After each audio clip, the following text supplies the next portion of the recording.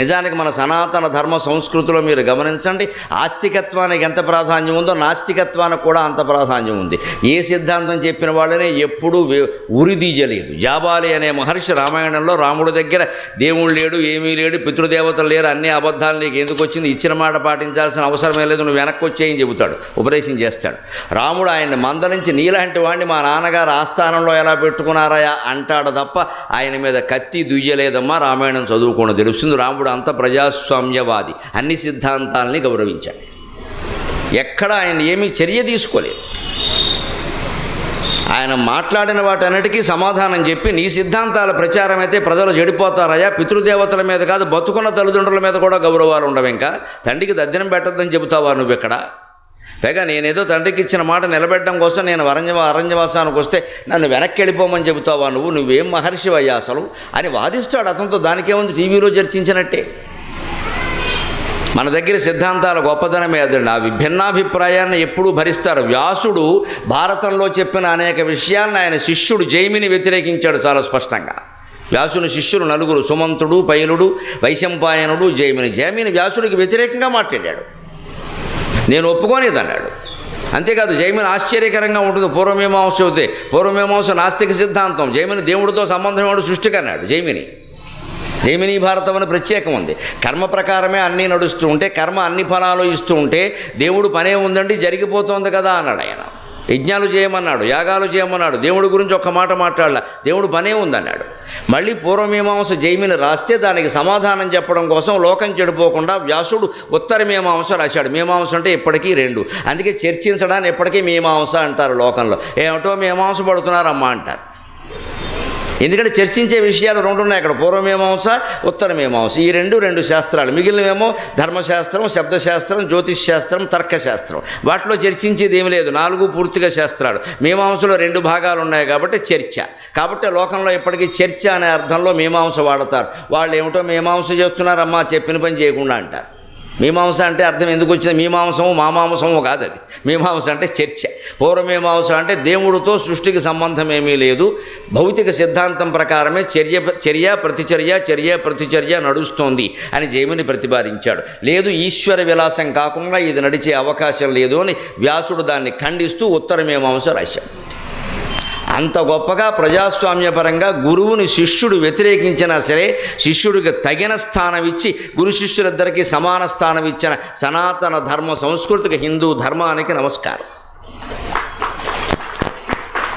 అది మన సంస్కృతి. అందుకే అమెరికా వంటి పాశ్చాత్య దేశాల్లో సంస్కృతి అంతా అరచేయి తెరిచినట్టుగా ఉంటుంది, కమ్యూనిస్ట్ దేశాల్లో గుప్పిడి మూసినట్టుగా ఉంటుంది. ఏ విషయం వాడు తెలియదు. 91వ సంవత్సరంలో మిఖైల్ గోర్బచేవ్ గారు మొత్తం గ్లాస్నాస్త్ పెరిస్ట్రోయికా అని రెండు సిద్ధాంతాలు పెట్టి మొత్తం మా దేశంలో ఏమీ లేదు, ఇప్పటికే మేము నాశనం అయిపోయాం, మేము బహిరంగంగా చెప్పుకుంటున్నాం, మాకు అప్పులు ఇవ్వండి అని బహిరంగంగా ప్రకటించే వరకు కమ్యూనిస్టు దేశాలు బాగున్నాయనే భ్రమలో ఉన్నారు. అప్పుడే మొత్తం ప్రపంచం అంతా కమ్యూనిజం 91, 92లో కూలిపోయాయి స్పష్టంగా. అంటే గుప్పిడి మూసారు మీరు బలవంతంగా, ఏమీ లేనిది ఉందని చెప్పి నాటకాలు మొదలెట్టారు. ఇక్కడ నిజానికి అక్కడ ఏం లేదు. అమెరికన్ సంస్కృతి పూర్తిగా తెరిచిన సంస్కృతి అయితే కమ్యూనిస్టు సంస్కృతి పూర్తిగా మూసిన సంస్కృతి. మన పవిత్ర భారతీయ సంస్కృతి సగం మూసి సగం తెరిచిన, 2.5 వేళ్ళు మూసి 2.5 వేళ్ళు మూసిన ఆచమన సంస్కృతి, విచక్షణాత్మక సంస్కృతి. ఇది ఆచమనంలో ఉండే విశేషం. ఆచమనం చేసినప్పుడు దీని దృష్టిలో పెట్టుకోండి. కానీ ఒక చుక్క కింద పడింది ఏమన్నా అవుతుందేమో, ఏమీ అవ్వదు, నాది పూచి. సౌండ్ వచ్చింది ఏమన్నా అవుతుందేమో, మైకులో సౌండ్ వచ్చినా దాని ప్రమాదమే లేదు, కంగారు పడకండి. సౌండ్లు, రీసౌండ్లు, కింద పడ్డాలు, పైన పడ్డాలు, ఇక్కడ తుడుచుకోవడాలు, ఎక్కడో అక్కడ తుడుచుకో సస్తాడమ్మవాడు మనిషి కదా. ఈ ఊరికి ఈ గుడ్డి నమ్మకాలు కాదు. నేను భౌతికమైన చర్య, ప్రసాదం ఏమైంది, తీర్థం ఏమైంది, ఆచమనం ఏమైంది, దండ వేస్తుంటే కింద పడిపోయింది, సరిగ్గా వేయిపోతే పడిపోతుందమ్మా, ఏముంది దానికి, కొబ్బరికాయ కొడితే కుళ్ళిపోయింది, చూడలేదు కుళ్ళిపోయింది, అయితే జీవితం అంతా కుళ్ళిపోతుందా? మొత్తం 100 ఏళ్ల జీవితం ఏదో బోడి కొబ్బరికాయ మీద ఆధారపడిందా? ఏమిటా మాట? కొబ్బరికాయ కొడితే జీవితం ఎందుకు కుడుతుందండి? ఈ నమ్మకాలు బాగా పెరిగిపోవడం వల్ల బుర్రలకు బాట పట్టేసే. ఇంకా ఇంత గొప్పది మన సంస్కృతి. ఆచమనం అంటే జీవితంలో విచక్షణ పాటించు. అంటే 2.5 వేళ్ళు మూసాను చూసుకోండి, 2.5 వేళ్ళు తెరిచాం. నీ జీవితంలో ఏ విషయమైనా సరే మూసిపెట్టవలసింది మూసిపెట్టు, తెరిచిపెట్టవలసింది తెరిచిపెట్టు. చెప్పవలసిన మాట చెప్పు, చెప్పకూడదు చెప్పొద్దు. చెప్పకూడదు చెప్పొద్దు. పెళ్లి కాకముందు ఏదో తప్పు జరిగిందండి, నేను మొహమాటం లేకుండా మాట్లాడుతున్నందుకు మన్నించండి. జీవితం మొత్తం మీద చెప్పకూడదమ్మా, నిజాయితీ పనికిరాదు అంతే. ముసే ఈ కంపెనీ మాట్లాడక, ఇంకా పెళ్ళి అయిపోయింది మాట్లాడకంతే. పొరపాటున భర్త కానీ భార్య కానీ మా ఆవిడ చాలా మంచిదని చెబితే తర్వాత 10 రోజులు పోయాక మొత్తం దెప్పి పొడవడాలు మొదలవుతాయి, జీవితం నాశనం అవుతుంది. చెప్పకూడదంతే, సమస్య లేదు. చచ్చవలసిందే. దాన్ని చేసిన తప్పుకు మనం కుళ్ళిపోతాం. ఊళ్ళో అందరికీ చెప్పాల్సిన అవసరం లేదు, మొగుడికి కానీ భార్యకి కానీ కూడా చెప్పాల్సిన అవసరం లేదు. ఇవాళ క్షమించినట్టు మాట్లాడతారు, రేపొద్దున మొత్తం దెప్పుతారు అక్కడ కూర్చోబెట్టి.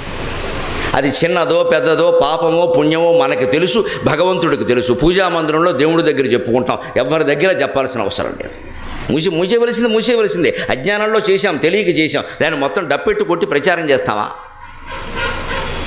చేశామని మనకు తెలుసు, తప్పని మనకు తెలుసు. అమ్మవారి ముందు ఒప్పుకుంటున్నాం కదమ్మా, ఊళ్ళో వాళ్ళందరి ముందు ఒప్పుకోవాల్సిన అవసరమేం లేదు. అంత ఘోరాల నేరాలు ఏం జరగలేదు అక్కడ. అలా ఒప్పుకుంటే ఆ ఘోరాల నేరాలు పోవు. నువ్వు పశ్చాత్తాపడితేనే పోతాయి. ఆడదానమైనా మొగాడవేనా అంతే. నువ్వు పశ్చాత్తాపడు.